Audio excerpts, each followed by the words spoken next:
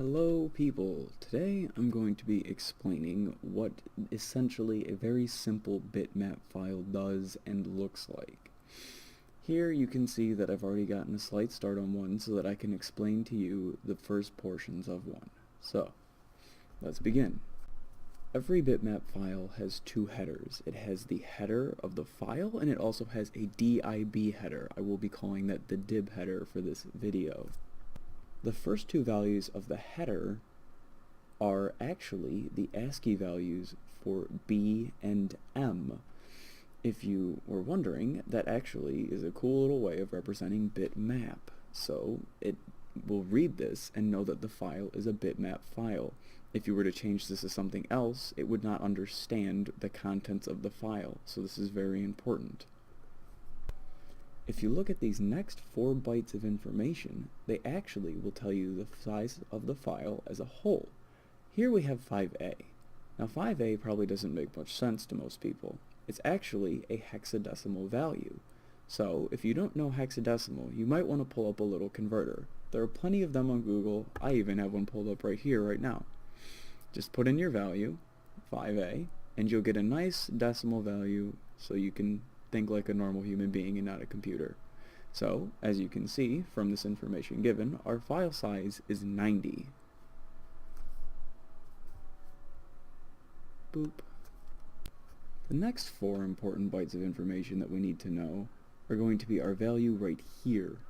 These 4 bytes are actually going to offset the color data. So this is where the information for our file and like our little pattern that we're creating is going to come into play. So now this is official end of the file header itself.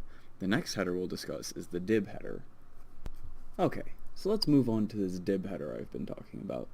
If you take these 4 bytes of information that they give us at the very beginning, it actually tells us how big this whole header is going to be. So, if you take that hexadecimal value of 28, you're actually going to get the value 40. So we know that our dib header is going to be 40 bytes long. Now let's take a look at this other information. These next bytes of information here are 3, and our other 3 are actually going to represent the width and the height of our file. So we want to do a simple 3 by 3 pattern, so we only want to do 3 and 3. These 2 bytes right here are going to represent our color depth. So currently we have a color depth of 24. Our last bit of information is going to be these 4 bytes right here. These 4 bytes are actually going to tell us the image size. So if you're curious as to what our image size is, we can pull up our little hex value calculator again, type in a quick 24. Oop. So it turns out that our image size is actually 36, which is a bit odd. But don't worry about it. That's actually what we want. Now we get to the fun part. This is where our color values begin. Now, when you're using a bitmap file, color values are done in RGB, which stands for red, green, blue. So it's important that you understand that concept. So, if you need to, you can pull up one of those little calculators on Google as well. So, if we open up Google, we can pull out something like an RGB color picker. Now this is fun because it will tell you all of the different values for any color you can even think of. But we're doing a simple pattern today, so we only really need black and white.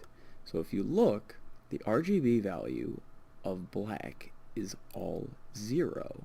And if you look over here, the RGB value for all white is all of the colors maxed out. Because RGB functions like actual light.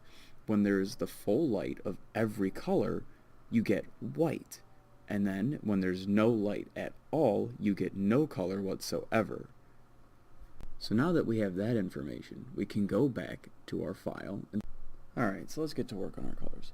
Now, we need to make sure that we get to the end of our dib header, and as we discussed, that's 40 bytes of info, so make sure that you're starting your data in the correct place. Okay, let's get to work. So, let's start off our simple pattern, starting with a black, and so that we know that black is the absence of color, so we're going to have all zeros for that. And then, in the middle, we need to have all color, so let's add that real quick. Another one of all black. And then we want white again. black in the center, white again, black to start our line, white in the center, and black to finish our line. Now, if we want, we can pull up a file that actually looks like that, or create one in something like a simple program such as Paint. So I've done that here, and I've called this attempt 1. Now, when I loaded this and saved it, I saved it as a bitmap file, but something was kind of off. So let's take a look at that. If we look at attempt 1, there seems to be some more information. But why is that? Well, when you're working with something, such as a bitmap file, you are always going to be working in increments of 4. So, we need to add what they call padding to the end of all of our lines. So, let's look at how to do that. So, we go back to the beginning of our file. Right here, we got our white, or rather our black, our white, and then our black again. And let's add some padding. And then let's continue our pattern along again.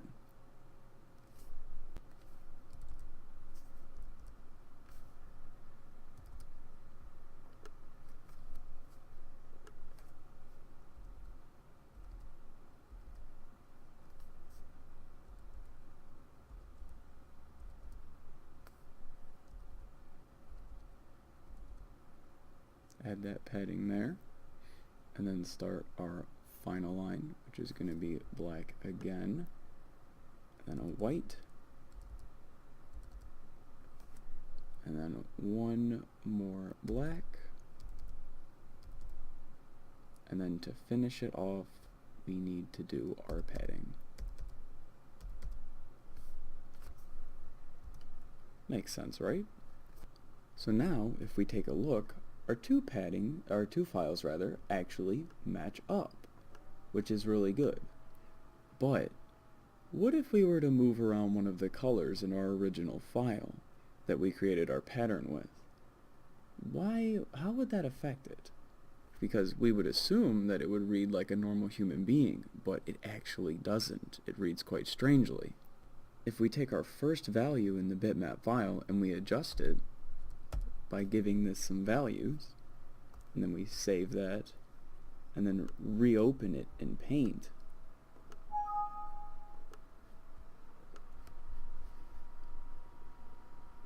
now the bottom left is blue. So as we can see, for some reason, it starts at the bottom left. But since our pattern is perfectly symmetrical, we wouldn't have known that. Also, something else you'll see is that I gave the first value, which you would think would be R, the colors, but it's actually B. So, according to our file, our organization for colors is going to actually start with the B values. String. And now, let's say we edit that center value, like I've done here. You would think it would be blue, but if you look, it's actually the green value now. So now we know that when we're reading a file for bitmap, the organization of the colors is actually blue, green, red, rather than red, green, blue. So that's important to know. Luckily for us, the green stays in the center no matter what, so that's a nice little help, but the front and the end are switched. So now that we know that it starts on the bottom left, where does it go next? Well, let's find out. If we go, and we've changed our value to green now, we can go to our next value. And let's make that one, I don't know. Let's make that one green as well.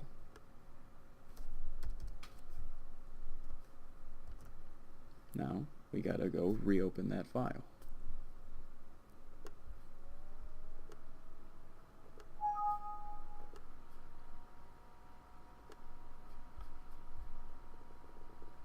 So as you can see, it actually starts on the bottom left and then works its way to the right. So, when you're making your file, you gotta consider these things. Otherwise, you're gonna end up with these strange values that you don't really want. Well, that about sums it up. Now you know how to read and write your own bitmap files. And the fun thing about padding is that since they're values that don't really make any sense, you can hide some hidden messages in there too if you wanna. But just for starters, how about trying having fun with colors? Anyway, that's about all I can offer on this, and I will see you all around, friends.